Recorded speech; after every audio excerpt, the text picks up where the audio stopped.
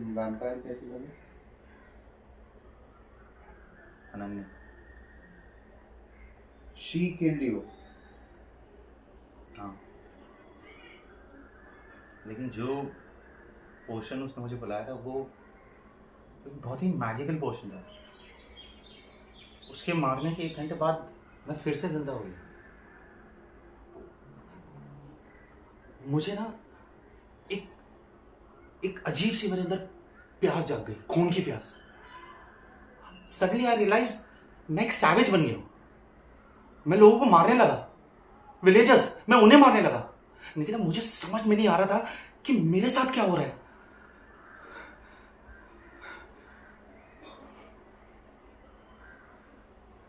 धीरे धीरे मुझे रियलाइज हो कि मैं एक वैम्पायर बन गया हूं। बट मैं एक ओरिजिनल था, क्योंकि मुझे किसी वैम्पायर ने नहीं क्रिएट किया था। और अनन्या? वो मुझे अलग अलग मैजिकल पोशंस देती रही ताकि मेरी प्यास कभी ना बुझे। और जब तक मुझे रियलाइज हुआ, समझ में आया कि वो मेरे साथ क्या कर रही है,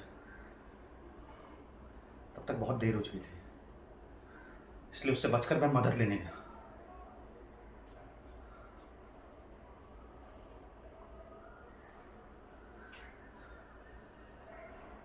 निकिता, तुम्हें पता है,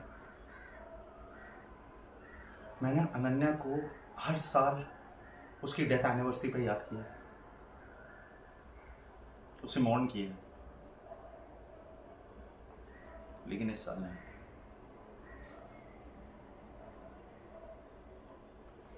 क्योंकि इस साल तुम हो।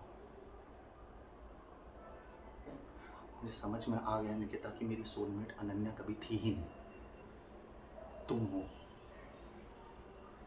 अनन्या सिर्फ एक जरिया थी ताकि मेरा रास्ता मुझे तुम तक ले आए।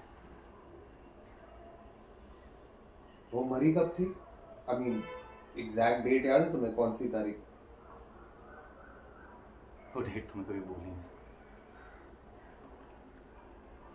तारीख थी 15 नवंबर, साल था 1925। यस यस निकिता, पर तुम्हें कैसे पता? मुझे लगता है वो दोबारा जन्म लेने वाली है इस नवंबर 15 को, एग्जैक्टली 100 साल बाद, और वो मेरे थ्रू ही वापस आएगी। और जैसे जैसे डेट पास आ रही है तुम्हारा कंट्रोल खत्म हो रहा है, लेकिन क्यों? उसे इससे क्या फायदा? What's her end game? Nikita, Nikita, सुनो, तुम कहीं नहीं जा रही हो। एक काम करते हैं, हम यहां से निकल जाते हैं, भाग चलते हैं। अरे नहीं आदित्य, मैं इसे खत्म करके ही रहूंगी। एक इविल स्पिरिट से भाग के कुछ नहीं होगा। नहीं नहीं, मैं तुम्हें कहीं नहीं जाने दूंगा। मैं अब तुम्हें अपने आप से अलग नहीं होने दूंगा। Aditya, I love you.